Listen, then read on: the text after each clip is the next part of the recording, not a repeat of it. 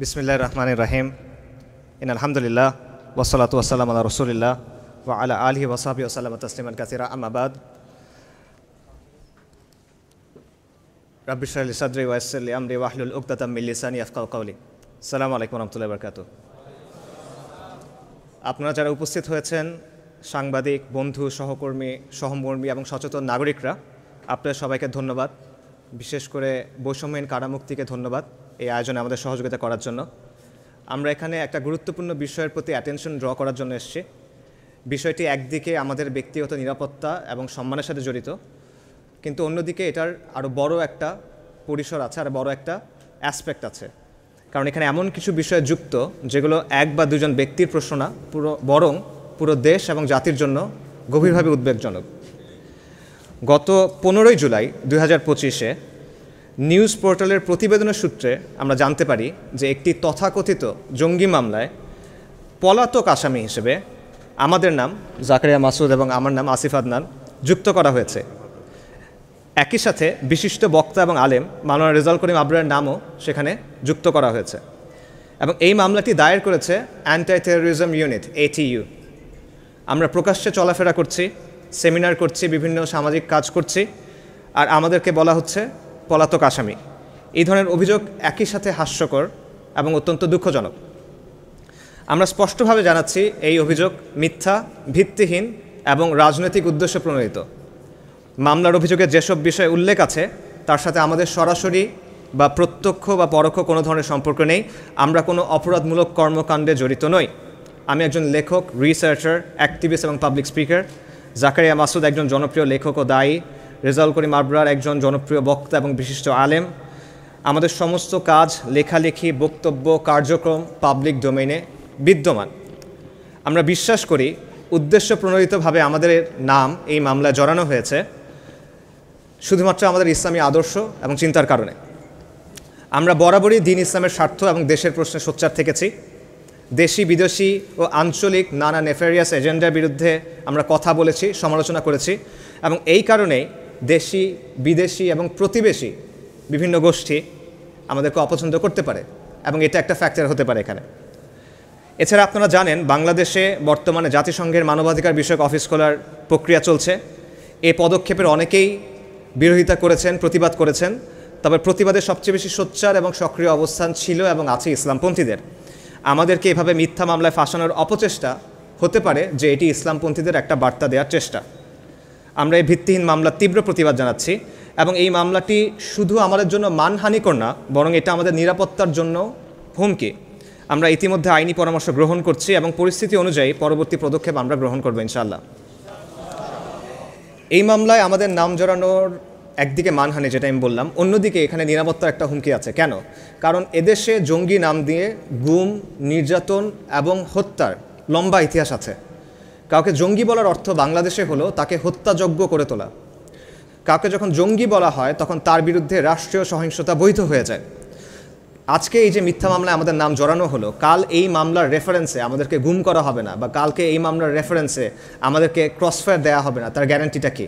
কারণ এভাবেই তো আগে হয়ে এসছে। এবং বিষয়টি শুধুমাত্র আমাদেরকে নিয়ে না, এখানে আমাদের যাদের নাম যুক্ত করা হয়েছে তারা সবাই মোটামুটি public figure, prominent figure. I am from a privilege background.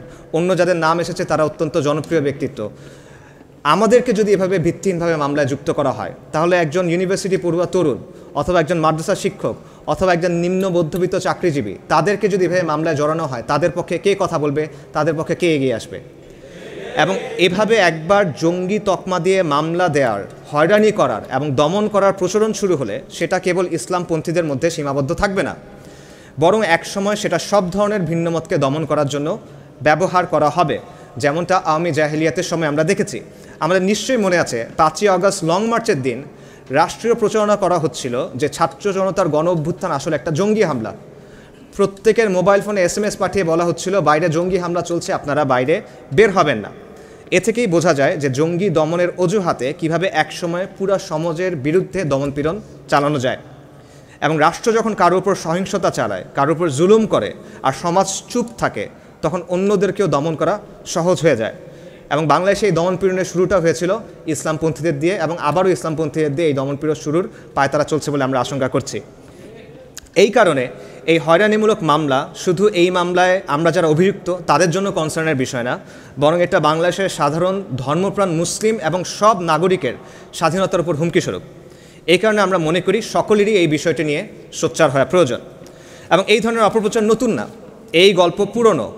Awami জাহিলিয়াতের সময় হাসিনার আজ্ঞাবহ বিভিন্ন বাহিনী এই ধরনের বানোয়াট অভিযোগে অসংখ্য নাগরিকের উপর জুলুম এবং অত্যাচার করেছে। মন গড়া মামলা দিয়ে অনেক মানুষের জীবন এবং সম্মান ধূলিসাৎ করা হয়েছে। অনেক ইসলামী ব্যক্তিত্ব এবং সাধারণ নাগরিক আয়নাঘরে গুম হয়েছেন, ক্রসফায়ারের শিকার হয়েছেন। শেখ হাসিনার শাসনামলে আমরা ফলস ফ্ল্যাগ অপারেশনের ভয়ঙ্কর নজির দেখেছি। দেখা গেছে দারিদ্র্যপীড়িত সাধারণ মানুষ, পথের রিক্সা চালক, দিনমজুর, শিক্ষার্থী কিংবা গার্মেন্টস কর্মীকেও সন্ত্রাস বিরোধী অভিযানের নামে গুম করা হয়েছে। কয়েক মাস পর মিডিয়ার সামনে আনা হয়েছে, টেবিলের উপর কিছু বই সাজিয়ে দেওয়া হয়েছে, কিছু মোবাইল ফোন সাজিয়ে দেওয়া হয়েছে, সিম কার্ড সাজিয়ে দেওয়া হয়েছে, তারপর বলা হয়েছে এই ব্যক্তি জঙ্গিবাদ বিরোধী অভিযানে তাকে ধরা হয়েছে। এবং কোনো প্রকার প্রশ্ন ছাড়া, কোনো প্রকার জবাবদিহি ছাড়া গণমাধ্যম সরকারি সেই বয়ান প্রচার করে গেছে এবং এই দমনপীড়নের বৈধতা উৎপাদনে কাজ করেছে। এখন আমরা দেখতে পাচ্ছি যে হাসিনার সময় যেই চমকপ্রদ সেন্সেশনাল জঙ্গি অভিযান ছিল তার অনেকগুলোই ছিল নাটক। এবং এই ঘটনাগুলো ব্যবহার করে একদিকে হাসিনা রিজিম বিদেশিদের কাছ থেকে, বিশেষ করে পশ্চিমীদের কাছ থেকে বৈধতা অর্জন করত, অন্যদিকে জঙ্গিবাদ দমনের নামে এখানে এক ধরনের ব্যবসা গড়ে উঠেছিল, এখানে এক ধরনের ইন্ডাস্ট্রি গড়ে উঠেছিল। জঙ্গিবাদ দমনে পশ্চিমারা ফান্ডিং দিত, সেই ফান্ড থেকে বিভিন্ন এজেন্সি উপকৃত হতো, সরকার উপকৃত হতো এবং ইনফ্যাক্ট অনেক সাংবাদিকও হয়তো বা এই নেক্সাসের সাথে জড়িত ছিল। এবং এই কারণে আমরা দেখেছি যে কোনো দল বা কোনো সংগঠনের সাথে বিন্দুমাত্র সম্পর্ক নাই এমন মানুষকে ধরে অমুক তমুক দলের আমির বানিয়ে দেওয়া হয়েছে। ফেসবুকে নিছক একটা পোস্ট করা হয়েছে, এজন্য মফস্বলের একটা কিশোর কিংবা প্রত্যন্ত গ্রামের কিশোরীকে পর্যন্ত ধরে এনে বলা হয়েছে সে অমুক তমুক জঙ্গি সংগঠনের তমুক শাখার প্রধান। এবং এভাবে ধরে এনে পিটিয়ে আদমরা করে 164 ধারায় জবানবন্দি নেওয়া হয়েছে। যারা জবানবন্দি দিতে রাজি হননি তাদের বাবা, ভাই কিংবা স্ত্রীকে উঠিয়ে এনে নির্যাতন করে জবানবন্দি দিতে বাধ্য করা হয়েছে। তারপর সেই জবানবন্দির ভিত্তিতে, বানোয়ার জবানবন্দির ভিত্তিতে রায় হয়ে গেছে, কারো ফাঁসি হয়েছে, কারো যাবজ্জীবন হয়েছে। এগুলো বাস্তবতা এবং তারা এখনও জেলে পড়ে পচে মরছেন, ঢুকছেন। জঙ্গি মামলার নামে পর্দানসীন মুসলিম নারীদের সেক্সুয়াল অ্যাবিউজ করা হয়েছে, রেপ করা হয়েছে, মধ্যযুগীয় কায়দায় নির্যাতন করা হয়েছে। এবং এর প্রমাণ আমরা দেখেছি গুম কমিশনের রিপোর্টে, আয়নাঘরের তদন্তে এবং জুলাই পরবর্তী অসংখ্য বস্তুনিষ্ঠ অনুসন্ধানী প্রতিবেদনে। এবং আজও সন্ত্রাস দমন আইনের কারণে অনেক নিরীহ মানুষ বন্দী হয়ে আছেন এবং এটার অপপ্রয়োগের ফলে অনেক মানুষের জীবন ধ্বংস হয়ে গেছে, অনেক পরিবার ধ্বংস হয়ে গেছে। এছাড়া আমরা দেখেছি যে জঙ্গিবাদ দমনের নামে কতিপয় স্বার্থান্বেষী মহলের পরিচালিত তথাকথিত গবেষণার ভিত্তিতে দাড়ি টুপি পরা, টাকনুর উপর কাপড় রাখা বা ইসলামী বই পড়ার মতো, ফোন ধরে সালাম দেওয়া, যাবার সময় আল্লাহ হাফেজ বলা, এই কথাগুলোকে পর্যন্ত উগ্রবাদের লক্ষণ হিসেবে উপস্থাপন করা হয়েছে এবং এগুলো রীতিমতো বিজ্ঞাপন দিয়ে টেলিভিশনে এবং প্রিন্ট মিডিয়াতে ছাপানো হয়েছে। এবং এই সব কিছুর উদ্দেশ্য ছিল ইসলামী দাওয়াকে বন্ধ করা এবং জনপরিসরে ইসলামের যে প্রভাব সেটাকে সংকুচিত করা। আমার ব্যক্তিগত অভিজ্ঞতা বলি, আমি নিজে ব্যক্তিগতভাবে হাসিনা আমলের ভুক্তভোগী। কুখ্যাত র্যাব কর্মকর্তা আলেপুদ্দিন, যে ধর্ষণের অভিযোগে অভিযুক্ত, খুনের অভিযোগে অভিযুক্ত, সে একাধিক বানোয়াট মামলায় এভাবে আমার নাম যুক্ত করেছিল। এবং যেভাবে এখানে বানোয়াটভাবে পলাতক আসামি বলা হচ্ছিল, ঠিক একইভাবে পলাতক আসামি হিসেবে অসংখ্য মামলায় সে আমার নাম দিয়ে রেখেছিল। মোদিবিরোধী আন্দোলনের সময় লেখালেখির কারণে আমার বাসায় প্রশাসনের লোক এসেছিল, আমার বাসায় ফোন এসেছিল, এরকম অসংখ্যবার হয়েছে। এবং 24শে জানুয়ারিতেও বাংলাদেশে যে ট্রান্সজেন্ডার আইন বাস্তবায়নের পায়তারা চলছিল, এর বিরুদ্ধে লেখালেখি করার জন্য আমার বক্তব্যকে নাকচ করার চেষ্টা করা হয়েছে জঙ্গি বলে। এবং এই সবই হয়েছে এই জঙ্গিবাদের জুজুর ভয় দেখিয়ে। দুঃখজনকভাবে গণ অভ্যুত্থানের মাধ্যমে আওয়ামী লীগকে হটাবার পর জনগণ যে সরকারকে ক্ষমতায় বসালো, তারা একই চিত্রনাট্য অনুসরণ করে জঙ্গি নাটক করা শুরু করেছে। যেহেতু এই ন্যারেটিভ ব্যবহার করে ইতিপূর্বে অবর্ণনীয় অত্যাচার ও মানবাধিকার লঙ্ঘন হয়েছে, তাই এই ধরনের মামলায় অত্যন্ত সচেতনতা এবং সংবেদনশীলতা জরুরি। এই ধরনের যে কোনো তদন্ত ও মামলায় আমরা প্রতিটি অভিযুক্তের জন্য ন্যায় বিচার, সদাচরণ এবং মানবাধিকার সমুন্নত রাখার আহ্বান জানাই এবং গণমাধ্যমকে জনগণের প্রতিনিধি হিসেবে দায়িত্বশীল সাংবাদিকতার আহ্বান জানাই। মিথ্যা এবং হয়রানিমূলক রাজনৈতিক মামলা কলোনিয়াল আমলের ঐতিহ্য। আজকের এই পোস্ট কলোনিয়াল রাষ্ট্রগুলো ইংরেজের এই ট্র্যাডিশন খুব ভক্তি ভরে অনুসরণ করে যাচ্ছে। এই জন্য আমরা দেখি যে অনেক রাজনৈতিক দলের শীর্ষ নেতার বিরুদ্ধে ময়লার ট্রাকে আগুন দেওয়ার মতো অনেক মামলা আছে। এগুলো নিয়ে হাসাহাসি করা যায়, কিন্তু জঙ্গি মামলা কিংবা সন্ত্রাস বিরোধী আইনের মামলার ক্ষেত্রে ব্যাপারটা সেরকম না। কারণ জঙ্গিবাদের অভিযোগ গুরুতর অভিযোগ, সন্ত্রাস বিরোধী আইনের মামলা গুরুতর মামলা। এই বাংলাদেশে এই অভিযোগ আর এই মামলাগুলোর কারণে অনেক নিরপরাধ মানুষকে বন্দিত্ব, নির্যাতন এবং হত্যার শিকার হতে হয়েছে। এবং এই প্রক্রিয়ার সবচেয়ে মারাত্মক দিক হলো এখানে যে অভিযুক্ত তার নিজেকে নিরাপরাধ প্রমাণ করার কোনো সুযোগ নাই। সাধারণত কোনো ব্যক্তির বিরুদ্ধে অভিযোগ উঠলে সেটি প্রমাণিত না হওয়া পর্যন্ত সে নির্দোষ হিসেবে গণ্য হয়, প্রিজাম্পশন অফ ইনোসেন্স। এটা যে কোনো সভ্য আইনি ব্যবস্থার একটা মূল ভিত্তি। কিন্তু ইসলাম প্রিয় নাগরিকদের ক্ষেত্রে ব্যাপারটা উল্টো, গিলটি আনটিল প্রুভেন ইনোসেন্ট। মন চাইলেও মামলায় নাম জড়ায় দিবেন, এখন যার নাম জড়ানো হয়েছে তার দায়িত্ব হলো নিজেকে নির্দোষ প্রমাণ করা। সম্পূর্ণ উল্টো। যখন কোনো মুসলিমকে জঙ্গি বা উগ্রবাদী হিসেবে অভিযুক্ত করা হয় তখন তাকে আগে থেকেই দোষী মনে করা হয়, কোনো প্রমাণের প্রয়োজন নেই, কোনো বিচারিক প্রক্রিয়ার দরকার নেই, অভিযোগই তার শাস্তির জন্য যথেষ্ট। এটাই বাংলাদেশের বাস্তবতা। এবং আমরা যা কিছু বললাম তার প্রায় সব কিছু আমরা এই মামলায় দেখছি। হাসিনার আমলের চিত্রনাট্যের পুনরাবৃত্তি দেখছি। আমরা সোশ্যাল মিডিয়া, সামাজিক গণমাধ্যমের সূত্রে দেখেছি এই মামলা যারা দায়ের করেছেন সেই ব্যক্তিদের ফোন করা হয়েছে এবং এই মামলার ব্যাপারে যখন জিজ্ঞেস করা হয়েছে তখন তারা বলছেন সরকারের চাপ আছে। সোশ্যাল মিডিয়া সূত্রে আমরা দেখেছি যে কেউ কেউ এটিইউ হেডকোয়ার্টারে গিয়েছেন এবং সেখান থেকে বলা হচ্ছে তাদের আনঅফিসিয়ালি, অনানুষ্ঠানিকভাবে জানানো হয়েছে যে অভিযুক্ত যারা তাদের মোবাইলে নাকি আমাদের ছবি পাওয়া গেছে, যেটা কোনো পাবলিক সেমিনারে নাকি তারা আমাদের সাথে ছবি তুলেছেন। আমরা অসংখ্য পাবলিক সেমিনার করি যেখানে শত শত কিংবা হাজার মানুষ আছেন এবং তারা অনেক সময় ছবি আমাদের সাথে তোলেন। এই কারণে মামলায় আমাদের নাম দেয়া হচ্ছে। এটা হলো আনঅফিসিয়ালি বলা কথা। এটা কোন ধরনের যুক্তি? এটা কি মগের মূল্য কিনা? মিটফোর্ডে যে বর্বরচিত হত্যাকাণ্ড ঘটলো সেই ঘটনার সাথে যারা জড়িত তাদের সাথে তো অনেক রাজনৈতিক দলের নেতাদের ছবি আছে। আপনি কি ওই কারণে এখন ওই নেতাদের বিরুদ্ধে হত্যা মামলা দিবেন? আমরা নিউজ রিপোর্টে দেখেছি বিভিন্ন এলাকায় অনেকে লবিং করছে, সুপারিশ করছে, চাঁদাবাজি করছে। এটা অনেকে সমন্বয়ক পরিচয় ব্যবহার করছে বা সমন্বয়কদের সাথে ইভেন উপদেষ্টাদের সাথে তাদের ছবি আছে। এখন কি আপনি চাঁদাবাজির মামলায় উপদেষ্টা আর সমন্বয়কদের আসামি বানাবেন? বলা হচ্ছে সরকারের পক্ষ থেকে চাপ আছে। সরকারের কাজটা আসলে কি? গতকালের ঘটনা আপনারা সবাই দেখেছেন। ছাত্রলীগ একটা নিষিদ্ধ সংগঠন, আওয়ামী লীগের কার্যক্রম নিষিদ্ধ।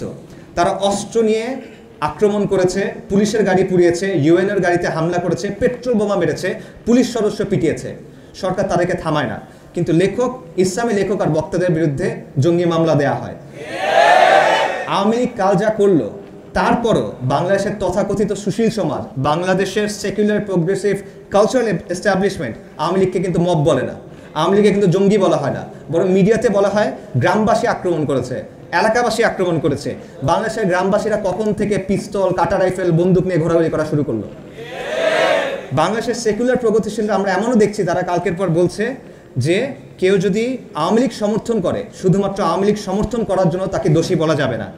এটা হলো সেই আওয়ামী লীগ যারা গত জুলাই মাসে 2000-এর বেশি মানুষ হত্যা করেছে, যারা 1500 বেশি নাগরিককে গুম করেছে, তাদের মধ্যে 300 জনের বেশি নাগরিককে গুমের পর হত্যা করেছে।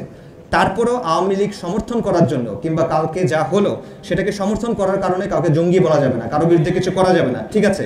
কিন্তু ইসলামপন্থীদের বিরুদ্ধে বানোয়াট মামলা দেওয়া যাবে, কারণ তারা ইসলামপন্থী। আপনি ইচ্ছামতো আমাদের গুম এবং নির্যাতন করতে পারবেন, আমাদের মেরে ফেলতে পারবেন। কেউ পাবলিক লেকচারে আমাদের সাথে ছবি তুলেছে, তাই আপনার সন্দেহবশত আপনি কেসে নাম দিয়ে দিতে পারবেন। এই হলো বাংলাদেশের অবস্থা। এটা বাংলাদেশের সমাজ এবং রাষ্ট্রের কাঠামোগত যে ইসলাম বিদ্বেষ, সেটার বাস্তবতা। পাশাপাশি আমি এটাও বলতে চাই যে যাদেরকে অভিযুক্ত করা হয়েছে, যাদেরকে গ্রেফতার করা হয়েছে, তাদের ক্ষেত্রেও প্রকৃত পরিস্থিতি কি সেটা আমরা জানি না। এখানে প্রপার ইনভেস্টিগেশন প্রয়োজন। আমরা সোশ্যাল মিডিয়াতে দেখেছি যে কেউ কেউ বলেছেন যে এখানে কেউ কেউ আছে যারা ইতিপূর্বে গুমের ভিকটিম ছিলেন, এখানে কেউ কেউ আছেন যারা নাকি ওই সময়টাতে জেলে ছিলেন। এই তথ্যগুলো আমাদের পক্ষে ভেরিফাই করা সম্ভব হয়নি, তবে এই তথ্যগুলো যাচাই করা উচিত। কারণ সোকল জঙ্গি মামলার ক্ষেত্রে এই সংস্থাগুলো যেসব বক্তব্য তৈরি করে, এই সংস্থাগুলো যেসব বয়ান দেয়, সেগুলো বিশ্বাস করার মতো না, যেটা আমরা ইতিপূর্বে দেখেছি।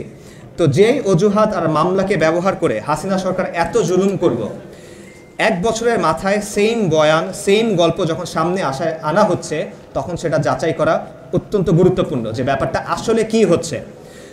তাদের পরিবারগুলোর সাথে কথা বলা হচ্ছে কিনা, তাদের সাইড অফ দ্য স্টোরি শোনা হচ্ছে কিনা, এবং এই কাজটা মিডিয়া করছে কিনা, মিডিয়া কি ওই ন্যারেটিভকে প্রশ্ন করছে কিনা, নাকি বাহিনীগুলো যা বলছে সেটাই তারা তোতা পাখির মতো আওড়ে যাচ্ছে, এই বিষয়গুলো প্রশ্ন করা দরকার। এবং আমরা মনে করি এই জঙ্গি নাটক মঞ্চানোর উদ্দেশ্য হলো দায়ী এবং আলেমদের নিরুৎসাহিত করা, জনপরিসরে ইসলামের অবস্থানকে সংকুচিত করা, বিদেশি শক্তিকে খুশি করা, এবং সম্ভবত আইন শৃঙ্খলা বাহিনীর ভেতরে কৃত্রিম সাফল্যের গল্প তৈরি করে প্রমোশন নিশ্চিত করা। আমরা স্পষ্ট ভাষায় বলতে চাই, জঙ্গি নাটক মঞ্চায়নের এই প্রবণতা বন্ধ করতে হবে। দেশে যেন অতীতের ফ্যাসিস্ট জাহিলি নিপীড়নের পুনরাবৃত্তি না ঘটে, এজন্য সংশ্লিষ্ট সবাইকে সতর্ক থাকার এবং সোচ্চার থাকার আহ্বান জানাই। আমরা চাই না পুরনো জাহিলিয়াত ফিরে আসুক, এবং আমরা স্পষ্টভাবে বলতে চাই, ধর্মীয় পরিচিতির কারণে অপবাদ দেওয়া এবং তাদের জঙ্গি হিসেবে উপস্থাপন করা চরম অন্যায়, যা প্রতিহত করা আবশ্যক। ধর্মীয় বিশ্বাস এবং প্র্যাকটিসের কারণে এমন দমনপীড়ন কোনোভাবেই গ্রহণযোগ্য নয়।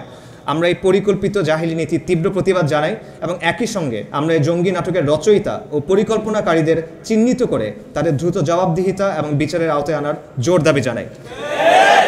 যারা এই ষড়যন্ত্র করেছে তারা জেনে রাখুক, এতে তারা সফল হবে না ইনশাআল্লাহ। ইতিহাস জালিমদের জন্য কখনো উদার হয় না, আর জুলুমের বিরুদ্ধে স্বয়ং আল্লাহ সুবহানাহু ওয়া তাআলা সাক্ষ্যদাতা। আল্লাহ আযজা ওয়া জাল্লা বলেছেন, ওয়া মাকারু ওয়া মাকারাল্লাহ ওয়াল্লাহু খায়রুল মাকিরিন। তারা ষড়যন্ত্র করেছিল আর আল্লাহও জবাবে কৌশল করেছিলেন, এবং আল্লাহ সর্বোত্তম কৌশলী। আমরা আল্লাহর উপর তাওয়াক্কুল করি। আসসালামু আলাইকুম ওয়া রাহমাতুল্লাহি ওয়া বারাকাতুহু।